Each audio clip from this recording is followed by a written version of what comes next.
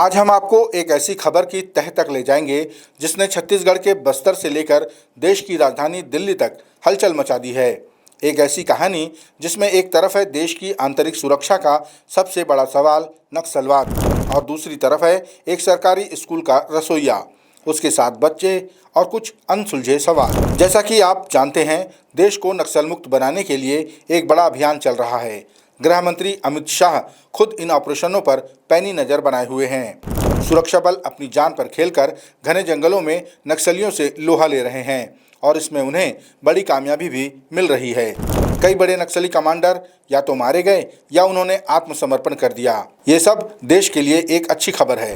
लेकिन इसी बीच बस्तर से एक ऐसी खबर सामने आई जिसने इस पूरी मुहिम पर कुछ गंभीर सवाल खड़े कर दिए हैं। सवाल ये कि क्या एंटी नक्सल ऑपरेशन की आड़ में कोई बड़ी चूक हो रही है? क्या हर मरने वाला वाकई नक्सली है? कहानी शुरू होती है 10 जून को। बस्तर पुलिस एक प्रेस नोट जारी करती है। इस प्रेस नोट में पुलिस बड़े गर्व से बताती है कि उन्होंने एक सफल ऑपरेशन में इंद्रावती टाइगर रिजर्व के जंगलों में 7 माओवादियों को मार गिराया है। पुलिस के मुताबिक इन मारे गए माओवादियों में सुधाकर और भास्कर जैसे बड़े नाम भी शामिल हैं। ये वाकई एक बड़ी कामयाबी थी। लेकिन इन 7 नामों में एक नाम ऐसा भी था जिसने पूरे मामले को उलझा दिया। वो नाम था महेश कुड़ियाम का। पुलिस ने दावा किया कि महेश कुड़ियाम भी एक माओवादी था और उस पर 1 लाख रुपए का इनाम घोषित था। पुलिस का दावा अपनी जगह था, लेकिन जैसे ही ये खबर महेश कुड़ियाम के गांव इरपा गुट्टा पहुंची, वहां मातम पसर गया। महेश के परिवार ने पुलिस के दावों को सिरे से खारिज कर दिया। उनका कहना था कि महेश कोई नक्सली नहीं बल्कि एक सीधा साधा इंसान था। वो तो गांव के ही सरकारी प्राइमरी स्कूल में बच्चों के लिए मिड डे मील बनाने वाला एक रसोइया था। सोचिए, एक तरफ पुलिस उसे 1 लाख का इनामी नक्सली बता रही है और दूसरी तरफ उसका परिवार उसे एक सरकारी रसोइया बता रहा है। महेश के 7 बच्चे हैं। परिवार का कहना है कि सरकार खुद हर महीने उसके बैंक खाते में उसकी तनख्वाह भेजा करती थी। अब सवाल ये उठता है कि क्या सरकार एक इनामी नक्सली को सरकारी स्कूल में नौकरी पर रखकर उसे हर महीने तनख्वाह दे रही थी? ये बात किसी के गले नहीं उतर रही। मामले की गंभीरता को देखते हुए स्थानीय मीडिया भी सक्रिय हुई। बस्तर टॉकीज की एक रिपोर्ट के अनुसार जब गांव वालों से बात की गई तो उन्होंने एक चौंकाने वाली बात बताई। गांव वालों ने ये तो माना कि मुठभेड़ में बाकी के 6 लोग मारे गए थे और वे माओवादी हो सकते हैं, लेकिन उन्होंने साफ कहा कि महेश कुड़ियाम का नक्सलियों से कोई लेना देना नहीं था। गाँव वालों के अनुसार बाकी 6 लोगों को अलग अलग जगहों पर मारा गया था। इस बयान ने मामले को और भी ज़्यादा पेचीदा बना दिया। जब एक सरकारी रसोइयों को मारकर नक्सली बताने की खबर सोशल मीडिया पर वायरल होने लगी और सवाल उठने लगे तो बस्तर पुलिस पर दबाव बढ़ गया। इस दबाव के चलते बस्तर पुलिस को दोबारा एक विस्तृत प्रेस नोट जारी करनी पड़ी। इस नए प्रेस नोट में पुलिस ने अपनी बात को और मजबूती से रखने की कोशिश की।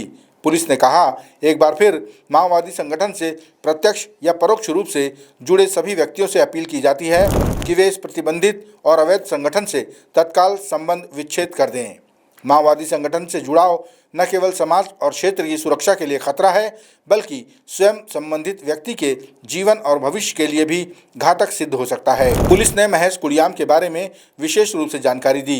पुलिस के मुताबिक महेश कुड़ियाम बीजापुर जिले के फरसगढ़ थाना के अंतर्गत इरपा गुट्टा गांव का निवासी था।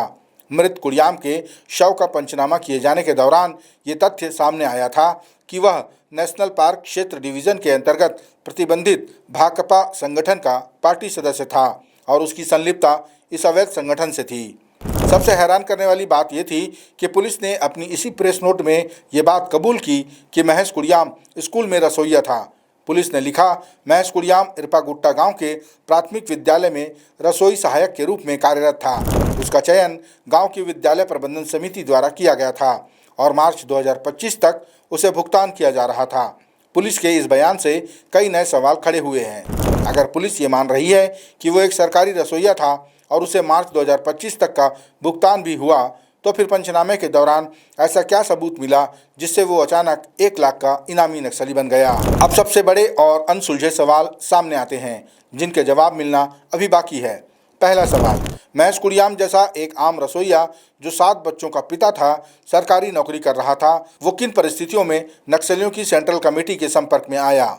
दूसरा सवाल, अगर वो वाकई नक्सली संगठन का सदस्य था तो वो इतने सालों तक सरकारी तंत्र की नज़रों से कैसे बचा रहा?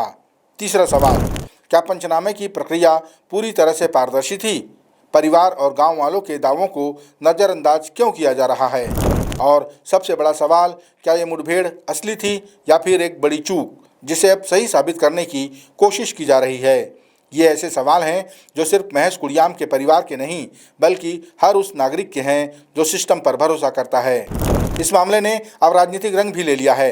छत्तीसगढ़ के पूर्व मुख्यमंत्री भूपेश बघेल ने भी इस एनकाउंटर को लेकर सरकार की कार्यप्रणाली पर गंभीर सवाल उठाए हैं और इस मामले की निष्पक्ष जांच की मांग की है। ये थी महेश कुड़ियाम की कहानी, एक कहानी जिसके दो पहलू हैं। एक पहलू पुलिस का, जो उसे देश का दुश्मन, एक खूंखार नक्सली बता रहा है। दूसरा पहलू उसके परिवार और गांव वालों का है, जो उसे एक बेगुनाह रसोइया बता रहे हैं। सच्चाई इन दोनों दावों के बीच कहीं छिपी हुई है। ये मामला अब जांच का विषय है और हम उम्मीद करते हैं कि इस जांच में दूध का दूध और पानी का पानी होगा। महेश कुड़ियाम के 7 मासूम बच्चों को ये जानने का हक है कि उनके पिता का सच क्या था। आप इस पूरी घटना के बारे में क्या सोचते हैं? क्या आपको पुलिस की थ्योरी पर यकीन है या आपको परिवार के दावों में सच्चाई नजर आती है?